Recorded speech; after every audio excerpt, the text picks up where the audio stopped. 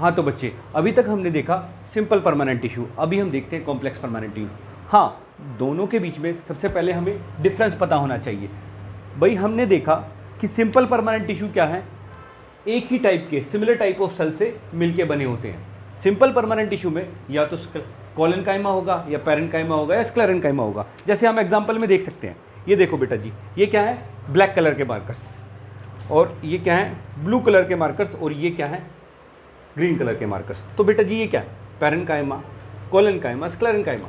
मतलब कि सब के सब जो भी सेल्स हैं मिलके बने हैं सिमिलर टाइप ऑफ सेल से, ठीक है। तो वो क्या हो गए, सिंपल। सिंपल मतलब एक जैसे सिमिलर सेल से मिलके बने हैं, तो वो simple permanent tissue. Complex permanent tissue का मतलब है जब more than one type of cells, एक टिश्यू को बनाने के लिए more than one types of cells इकट्ठे हो जाएं, तो उसमें क्या है, वो कॉम्प्लेक्स हो जाते हैं। तो बेटा जी complex permanent tissue constitute more than one type of cells. जैसे कि बेटा जी हम देखते हैं ये इसमें क्या है, देखो अलग अलग टाइप के सेल्स मिलके, मतलब अलग अलग टाइप के मार्कर्स मिलके ये बंडल बना रहे हैं, तो इट मीन्स ये क्या है, कॉम्प्लेक्स है। तो बेटा जी complex permanent tissue constitute more than one type of cells. ठीक है बच्चे, अब आगे हम देखते हैं कॉम्प्लेक्स परमानेंट टिश्यू के टाइप्स। कॉम्प्लेक्स परमानेंट टिश्यू के दो टाइप होते हैं, कौन कौन से, जाइलम और फ्लोएम। जाइलम और फ्लोएम दोनों मिलके क्या बनाते हैं, vascular bundle. Vascular bundle, vascular bundle, भाई वॉस्कुलर बंडल जो है ये वॉस्कुलर टिश्यू से मिलके बनता है। ये एक इनकी कैरेक्टरिस्टिक्स है जो कि इनको टेरेस्ट्रियल एनवायरनमेंट में एग्जिस्ट करने में हेल्प करती है। तो बच्चे इसका वॉस्कुलर बंडल का काम क्या है, ये जाइलम और फ्लोएम से मिलके जो है बना है वॉस्कुलर बंडल। इन दोनों को मिला के हम वॉस्कुलर बंडल बोलते हैं। और ये दोनों क्या है बेटा जी, ये दोनों क्या है, कंडक्टिंग टिश्यू है। कंडक्टिंग टिश्यू मतलब ये कुछ लाने और ले जाने का काम करते हैं। तो बेटा जी जाइलम क्या कंडक्ट करता है, जाइलम क्या लेके जाता है, जाइलम वाटर और मिनरल्स को कंडक्ट करता है। कहाँ से कहाँ तक, अरे भाई जितना भी एब्जॉर्प्शन का काम है वो कौन करता है प्लांट्स में, रूट्स करती है। रूट्स के अंदर क्या होता है, हेयर लाइक स्ट्रक्चर होता है, ठीक है। वो क्या करते हैं, एब्जॉर्प्शन में हेल्प करते हैं। जितना भी वाटर और मिनरल्स वो ग्राउंड से एब्जॉर्ब करते हैं, वो जरूरत तो प्लांट के हर एक पार्ट को है। वो क्या करते हैं बेटा जी, अब जाइलम जो है इनको वाटर और मिनरल को एब्जॉर्ब करके प्लांट के हर एक हिस्से तक पहुंचाने का काम ये जाइलम करता है। क्या ये जाइलम अकेला करता है, अरे भाई जाइलम के पास डिफरेंट टाइप्स ऑफ सेल्स हैं, ठीक है। कौन कौन से, जैसे कि xylem parenchyma, xylem fibres, tracheids और वेसल्स, इनकी हेल्प से जाइलम ये काम करता है, ठीक है। अब जाइलम के अंदर जो डिफरेंट टाइप ऑफ सेल्स हैं, इनके थोड़े काम भी थोड़े डिफरेंट है। कैसे भैया, जाइलम पैरेन्काइमा, इनका काम है storage of food. Parenchyma word जहां आ गया मतलब फूड को स्टोर करने का काम करता है, ठीक है। जाइलम फाइबर्स, जाइलम फाइबर्स बेटा जी ये डेड टिश्यू होते हैं, डेड फाइबर जहां गया डेड। और मेनली फाइबर्स का क्या है, स्ट्रक्चर को सपोर्ट करने का काम होता है। तो बेटा xylem fibres are supportive in nature, ठीक है, वो स्ट्रक्चर को सपोर्ट करते हैं। ट्रैकिड्स और वेसल्स, अगर हम ट्रैकिड्स और वेसल्स को देखते हैं तो बेटा जी इन दोनों का स्ट्रक्चर क्या है, ट्यूब लाइक होता है, ट्यूबुलर स्ट्रक्चर होता है। और इनकी जो वॉल्स होती हैं थोड़ी थिक होती हैं। आप ये पिक्चर में, इन पिक्चर में आप आराम से देख सकते हो इनको, जाइलम पैरेन्काइमा कैसे होते हैं, जाइलम फाइबर्स कैसे होते हैं, ट्रैकिड्स कैसे होते हैं और वेसल्स कैसे होते हैं, ठीक है बच्चे। इन पिक्चर्स के अंदर आपको क्लियरली विजिबल है, ठीक है। अब आगे हम देखते हैं फ्लोएम। फ्लोएम बच्चे, फ्लोएम भी हमारा क्या है, 4-5 टाइप के सेल से मिलकर बना है। कौन कौन से, सिव ट्यूब, सिव प्लेट या सिव सेल भी कहते हैं हम इनको, कंपेनियन सेल्स, फ्लोएम फाइबर्स और फ्लोएम पैरेन्काइमा, ठीक है बच्चे। अब ये 5 टाइप के सेल्स मिलके फ्लोएम को बनाते हैं, ठीक है। अब फ्लोएम का काम क्या है, मेनली फ्लोएम का मेन काम है जो भी हमारी लीव्स, जो भी प्लांट्स की लीव्स जो है खाना बनाती हैं, मतलब फोटोसिंथेसिस का काम कहाँ होता है, अरे भाई वहीं तो होगा जहाँ पे क्लोरोफिल पिगमेंट होगा। क्लोरोफिल पिगमेंट कहाँ पे, लीव्स में। तो लीव्स क्या है, फोटोसिंथेसिस का काम करती है। फोटोसिंथेसिस से खाना बन गया प्लांट्स का। अब ये खाना तो सबको, हर एक पार्ट को चाहिए ना भाई। तो ये खाने को, ये फूड को ट्रांसपोर्ट करने का काम ये हमारी फ्लोएम करती हैं। ये देखो ये डायग्राम्स, ये पिक्चर है, इसमें आप क्लियरली देख सकते हैं कैसे वाटर और फूड का ट्रांसपोर्टेशन हो रहा है जाइलम और फ्लोएम के थ्रू। ठीक है बच्चे, अब फ्लोएम के जो सेल्स होते हैं ये sieve tube, sieve plate, companion cells, phloem fibres, phloem parenchyma, इनका काम क्या है?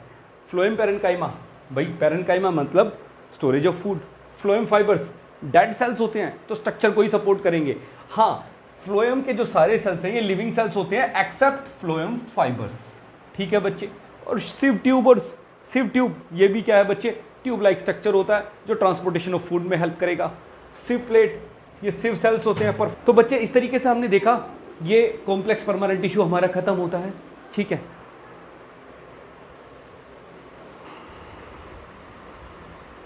तो बच्चे एपिडर्मिस क्या होती है?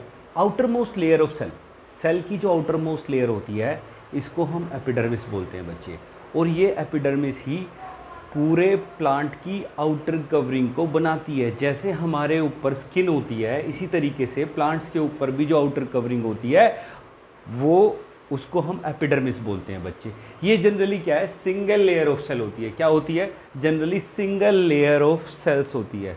ठीक है, अब लेकिन बच्चे जहाँ ड्राई हैबिटाट होगी लाइक डेजर्ट एरिया, वहाँ पे भी क्या सिंगल लेयर होगी? नहीं, वहाँ पे ये मल्टी लेयर्ड भी हो सकती है। क्यों? उसका रीज़न है बच्चे, वहाँ पे ये मोटी होगी, थिक होगी, मल्टी लेयर्ड होगी। क्यों? To prevent the loss of water.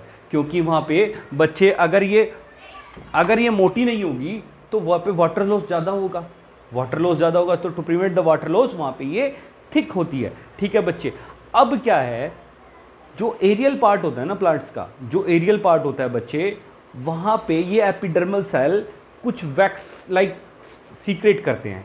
और ये वैक्स क्या करता है? ये वैक्स सिंपल एक लेयर बना देता है, एरियल पार्ट पे एक लेयर बना देता है, और वो लेयर प्लांट्स को हेल्प करती है to prevent loss of water. दूसरा, उनको मैकेनिकल इंजरी से बचाती है। तीसरा, उनके अंदर इन्वेजन ऑफ पैरासाइटिक फंगी को रोकती है। तो बच्चे ये जो वैक्सी लेयर होती है प्लांट्स के ऊपर, जो एरियल पार्ट में एपिडर्मल सेल सीक्रेट करते हैं वैक्स, उसके कारण बनती है वो लेयर, वो प्लांट को हेल्प कर रही है लॉस ऑफ वाटर को प्रिवेंट करने में। ठीक है बच्चे, और मैकेनिकल इंजरी से उसको बचा रही है, और पैरासाइटिक फंजाई के इन्वेजन से उन प्लांट्स को बचा रही है बच्चे। अब क्या है बेटा, ये जो एपिडर्मिस है ये मेनली प्रोटेक्टिव रोल प्ले करती है। तो इसका स्ट्रक्चर कैसा होता है? जनरली हमने देखा था इसका सिंगल लेयर स्ट्रक्चर होता है, और ये क्या है? कॉन्टिन्यूस लेयर बनाती है। इसके अंदर जो इंटरसेल्यूलर स्पेस है ना वो नहीं होता। इंटरसेल्यूलर स्पेस होगा तो वो कॉन्टिन्यूस स्ट्रक्चर कैसे बनाएगी, और कंटिन्यूस स्ट्रक्चर नहीं बनाएगी तो वो प्रोटेक्शन का रोल इफेक्टिवली प्ले कैसे होगा? तो बच्चे ये कॉन्टिन्यूस लेयर बनाते हैं और इंटरसेल्यूलर स्पेस नहीं होता इनके अंदर, और इसके जो सेल्स होते हैं जनरली फ्लैट सेल्स होते हैं। और ये जो इनकी आउटर वॉल होती है ना, एपिडर्मिस की जो आउटर वॉल होती है वो इनर वॉल से ज़्यादा थिक होती है, जिसकी वजह से ये प्रोटेक्शन वाला जो रोल है वो इफेक्टिवली प्ले कर पाते हैं। ठीक है, तो बच्चे ये देखा हमने एपिडर्मिस के बारे में। अब इस एपिडर्मिस के अंदर कुछ पोर्स होते हैं, वो पोर्स क्या है हम आगे पढ़ते हैं। हाँ, तो बच्चे हमने देखा एपिडर्मिस के अंदर कुछ स्मॉल पोर्स होते हैं। कौन से एपिडर्मिस के अंदर? एपिडर्मिस ऑफ लीफ के अंदर कुछ स्मॉल पोर्स होते हैं, उनको हम क्या बोलते हैं? स्टोमेटा बोलते हैं। अब बेटा जी इस स्टोमेटा के पास क्या होते हैं? 2 किडनी शेप के सेल्स होते हैं। ये 2 किडनी शेप के सेल्स को हम क्या बोलते हैं? गार्ड सेल्स बोलते हैं। और इसका मेन काम क्या है स्टोमेटा का? इसका मेन काम है, इन 2 गार्ड सेल्स का मेन काम है exchange of gases with atmosphere. अरे भाई, एटमॉस्फेयर से जो कार्बन डाइऑक्साइड का अब्जॉर्प्शन होता है ना, वो पेड़ जो कार्बन डाइऑक्साइड का अब्जॉर्प्शन करते हैं और अपना फोटोसिंथेसिस का काम करते हैं, वो इन्हीं की हेल्प से तो करते हैं। ये गार्ड सेल्स, ये स्टोमेटा, ये ही तो एब्जॉर्ब करता है गैसेस को एटमॉस्फेयर से। ठीक है बच्चे, कार्बन डाइऑक्साइड को लेता है और ऑक्सीजन को छोड़ता है। तो बच्चे exchange of gases with atmosphere इसका मेन काम हो गया। और क्या करता है? अरे भाई जो ट्रांसपिरेशन होता है ना, वाटर लॉस ट्रांसपिरेशन का काम भी इसी के थ्रू होता है बच्चे। ठीक है, अब क्या ये तो हो गई हमारी बात एपिडर्मिस ऑफ लीफ के बारे में। एपिडर्मिस ऑफ लीफ के अंदर तो ये स्टोमेटा होता है। क्या एपिडर्मिस ऑफ रूट्स भी सेम होती है? अरे नहीं भाई, वहाँ पे स्टोमेटा की क्या ज़रूरत। ठीक है, तो एपिडर्मिस ऑफ रूट्स जो होती है ना, रूट्स का मेन काम क्या होता है? रूट्स का मेन काम है वाटर एब्जॉर्प्शन। और भाई वाटर एब्जॉर्प्शन इफेक्टिवली कब होगा? रूट्स के अंदर क्या होते हैं बच्चे? रूट हेयर्स होते हैं। रूट हेयर्स क्या करते हैं?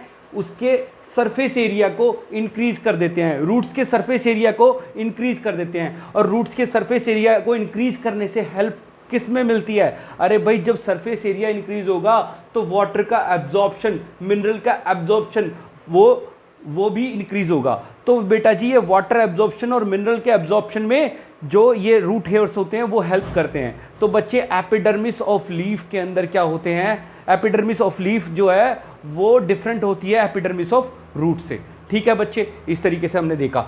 अब आगे देखते हैं सर डेजर्ट प्लांट में क्या होता है। डेजर्ट के अंदर जो प्लांट्स होते हैं क्या उनकी एपिडर्मिस भी ऐसी होती है? अरे नहीं भाई, डेजर्ट्स के अंदर जो प्लांट्स होंगे अगर ऐसी ही एपिडर्मिस होगी तो दुनिया भर का ट्रांसपिरेशन हो जाएगा, सारा वाटर लॉस हो जाएगा, प्लांट्स मर जाएंगे। तो भैया ऐसा नहीं होता। प्लांट्स अपने को बचाने के लिए क्या होता है, डेजर्ट प्लांट्स के अंदर क्या होता है, आउटर लेयर पे, एपिडर्मिस की आउटर लेयर पे एक थिक वैक्सी कोटिंग होती है। थिक वैक्सी कोटिंग होती है कौन से केमिकल सब्सटेंस की? क्यूटिन की। क्यूटिन एक केमिकल सब्सटेंस है जो प्लांट्स को वाटर प्रूफ बनाता है, मतलब लॉस ऑफ वाटर को प्रिवेंट करता है। तो बच्चे डेजर्ट प्लांट्स के अंदर क्या होता है, आउटर कवरिंग पे एक क्यूटिन की लेयर होती है और ये क्यूटिन जो है ऐसा केमिकल सब्सटेंस है जो प्लांट्स को वाटर प्रूफ बनाता है, वो उनके अंदर से वाटर लॉस नहीं होने देता।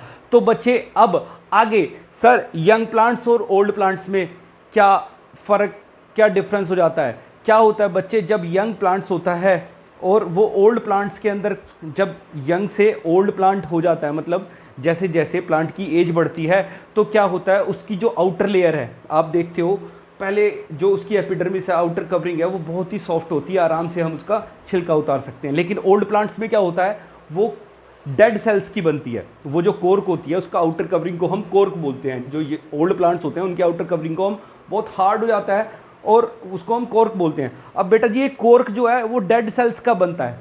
आप देखते हैं ना उसको सिंपली, जैसे यंग प्लांट होता है उसकी हम लेयर छील लेते हैं, बट ओल्ड प्लांट्स में ऐसा नहीं कर पाते। उसमें क्या है, एक आउटर हार्ड सा सब्सटेंस होता है जिसको हम कोर्क बोलते हैं। ये डेड सेल्स का बना होता है और इसके अंदर एक केमिकल सब्सटेंस सीक्रेट होता है, सुबेरिन। अब इस सुबेरिन का काम क्या है, ये सुबेरिन जो है ना इन प्लांट्स को इम्परवियस बना देता है टू गैसेस एंड वाटर, मतलब गैसेस और वाटर का एक्सचेंज नहीं हो पाता यहाँ पे इस सुबेरिन के कारण। ठीक है बच्चे, तो इस तरीके से बेटा जी हमने अभी एपिडर्मिस के बारे में पढ़ लिया। ठीक है बच्चे, चलो आगे बढ़ते हैं।